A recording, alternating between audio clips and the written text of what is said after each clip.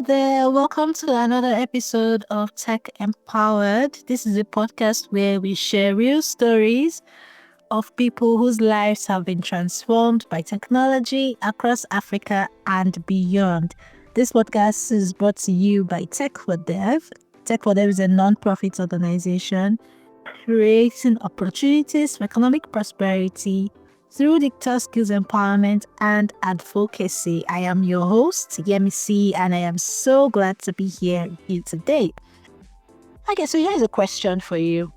What do you do when life suddenly hands you months of unplanned free time? For most people, it's probably movies, sleep, maybe endless scrolling online, or hanging out with friends. But for Udoka, it was the start of something bigger. So in 2022, a nationwide ASUU strike. Okay, so for the non-Nigerians, ASUU means the Academic Staff Union of Universities. So sometimes the union goes on strike, and when this happens, students are usually affected. You have to go home for a prolonged number of months, right? So this happened in 2022 to Kasie, and this paused her physiotherapy study. But instead of waiting, she pivoted into the tech space. So what started as a casual introduction became a full-on leap into front-end development through the Women Techsters Fellowship. Now, Udoka is not only completing her final year in physiotherapy, she's also running a YouTube channel to share what she has learned and building a developer community where people can learn, collaborate, and inspire each other. Talk about life handing you lemons and making lemonade, right? So this is a story of how health meets technology and how learning becomes leadership. So settle in, get your favorite drink, and let's get right into the conversation for today. Thank you so much for joining us today, Kasie. Hi, thank you for having me. Fantastic. Okay, so let's start from the basics, right? Let's get to meet Kasie. So who is Kasie Udoka? How would you describe yourself beyond your titles and roles? Okay, so beyond the titles of physiotherapy student, running development, and tech, I would say that I'm a very curious person. I don't like taking things surface level. I like knowing why things work the way they do. I'm a deep thinker. And on the other side, I'm a storyteller. I value authenticity. I value connecting with people. And above all, I'm someone that cherishes growth. I like growing. I like improving every day. And of course, I like making an impact. Fantastic. I am also a storyteller. So yeah, I'm happy that you're a storyteller. I believe so much in the power of stories to change narratives and just, stories are great. So anyway, so take us back to 2022, right? During this ASUU strike. What do you remember about that day that you decided to fully transition into tech? Okay, let me cut the long story short. But I have always been a school academic person. I've been this kind of person that always school intellectual books. So when I wanted to transition, I had this fear because growing up, I had this liberal and self-limiting belief that I'm not a creative person. So thinking about the whole field on its own made me scared. But also the strike was indefinite. So we're not even sure of when exactly we're going to resume school. And I just decided to give it a try. There's nothing to lose after all. Fantastic. Thank you so much for sharing that, Kasie. Okay, so why did you choose front-end development? Was it, coming from a physiotherapy background, was it a skill that maybe seemed easy for you? Or did you try other areas before settling on that one? Okay, about front-end development, the friend that introduced me into tech introduced me directly to web development. But at that time, my reply was, I don't like web development. And he asked me why. I told him that I didn't like it because a lot of people seem to be doing it. But then his reply struck me because he told me that even if a lot of people are doing something, it doesn't mean that you can't try in this particular thing. But of course, he also gave me a free ride. I should check out other fields. I did check out cloud computing and other fields that they seemed more complex to me then, because for someone that was entering the tech space for the first time, web development seemed like the easiest entry point. So of course, I ran back to web development, front end precisely. That was how I got into front end development, and so far so good. That's been refreshing and good. Interesting. So, how did you find out about Women Techsters Fellowship, and what made you decide that was the next step for you? Okay, about Women Techsters Fellowship, I saw a job posting, or as a scholarship posting. So I saw it in one of the sites that was registered on Scholarship Air. I saw the training. I saw 1 year training, 1 year intern, 6 months training, 6 months internship. The offer looked very interesting to me. And at that point, it seemed like the best way forward because I just knew the basics of the entire field. I didn't know much. It was just that first thought that was introductory. I felt it could equip me with the skills I needed to try in the space. So that was why I registered and went through the rigorous application process, and I got in. Okay, so what was one moment in the fellowship that stretched you the most? What was that experience like? I would say the capstone project. Okay, it's like the final step where people from different tracks collaborate to build and ship a real world project. Capstone project, that was the best point of working with designers, cybersecurity analysts, project managers. I learned beyond code. I learned to think in solution.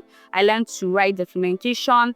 I learned to collaborate with people. I learned how to take people's idea, filter the ones that are necessary, but still stick with your user experience. It was the moment that stressed me was we're having multiple meetings, night meetings, morning meetings, and I was working tirelessly. There were 2 front-end developers on my team, and one person wasn't so active, so I carried a lot of load, and it stretched me a lot. It did stretch me. Interesting. So, how did that project turn out? The project turned out excellent because we got selected as one of the top 20 capstone project teams, and we had the opportunity to showcase our project in front of recruiters and companies that take for them brought on board. And beyond that, I gathered a lot of skills. I learned how to collaborate. I learned how to communicate clearly with people that are non-technical. I learned how to ship projects with deadline.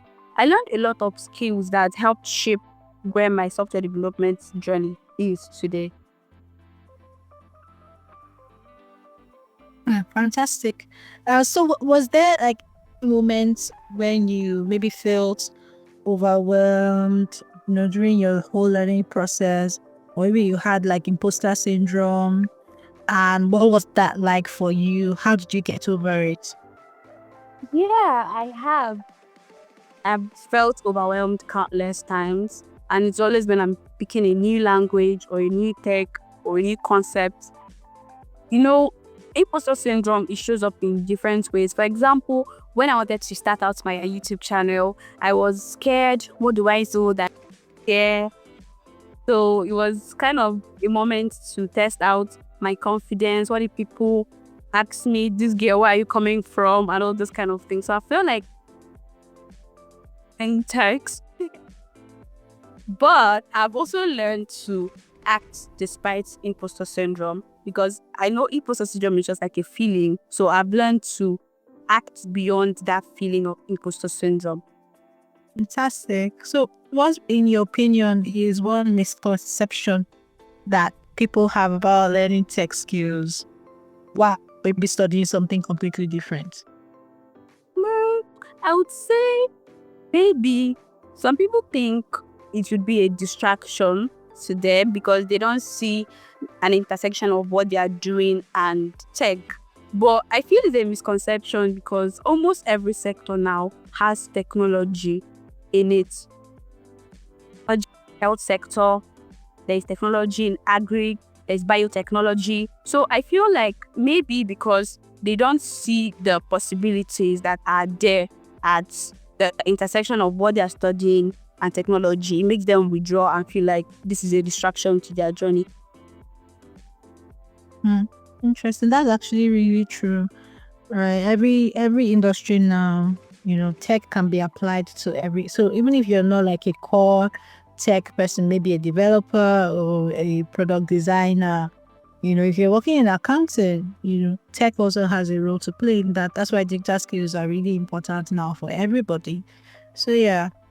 So looking back now, what's one decision you're glad you made early and one you wish you had made sooner? I'm really glad that I started my tech journey. I'm really glad I signed up for Women Techsters Fellowship, because if not for Women Techsters Fellowship, I don't think I would know what I know today. I don't think I'll have the kind of exposure that I have today. And I'm happy that I took the leap into tech, because if you think of it, breaking into tech at that time was hard.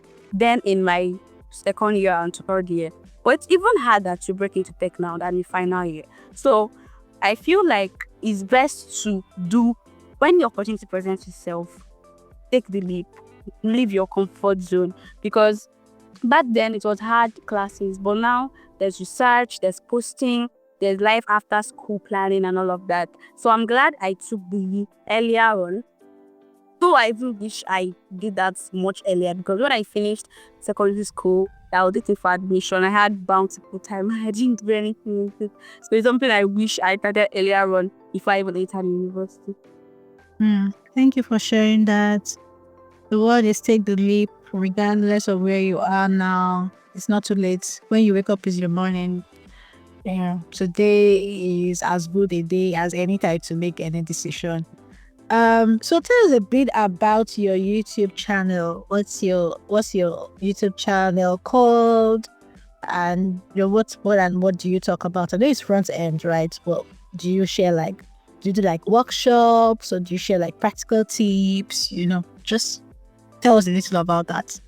Okay, about my channel, earlier on I told you the person that values authenticity. So I teach what I know, and apart from the practical tutorial aspect, I teach tips I wish I knew earlier.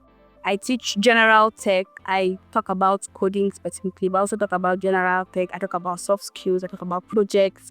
I talk about basically everything that I've experienced that I wish other people also would learn at the point they are in their journey. Interesting. What's your YouTube channel called, in case somebody listening wants to check it out? Okay, my YouTube channel is Udoka Kasie. Just my full name is my handle. Udoka Kasie. Interesting. Okay, so finally, can you share one fun fact about yourself? Okay, I love reading novels and also writing one. Oh, interesting. What kind of novels do you like to read? What genre? I love African literature. Oh, do you have a favorite writer, or maybe some writers that you like? Yeah, I love Mamanda Ngozi Adichie. That's my favorite writer. Also, have you read her latest book? But I've not had. I've watched interviews about the book. I've seen the book summary everywhere. I've read it. I'm almost done. I mean, it's such a fantastic read. It just reminds you about all of the reasons why you like Chimamanda, right? So it's really cool. And I also graphed copy, so I'm really excited about that. Yeah, so fantastic. It was lovely meeting you, Cassie. Thank you so much for sharing your journey with us. Thank you for having me. Thank you, Tech, for this opportunity. Yeah, thank you. So sometimes the biggest changes start in quiet moments, that we don't even plan for. For Cassie, a long break from school became the start of a whole new path. And now she's proved that you don't always have to choose one passion over another. You can find a way to build a bridge between both passions, and then you can bring others along with you. Thank you, Cassie, for sharing your journey with us. And to everyone listening, maybe this is your sign to start that thing you're thinking about. So take that leap. Just do it. What's the worst that can happen? Thank you so much for listening to this episode. This is Tech Empowered, brought to you by Tech for Dev. I remain your humble host, Yemisi, and I will see you on the next one. Please subscribe if you're yet to, and share this episode with someone. Bye for now.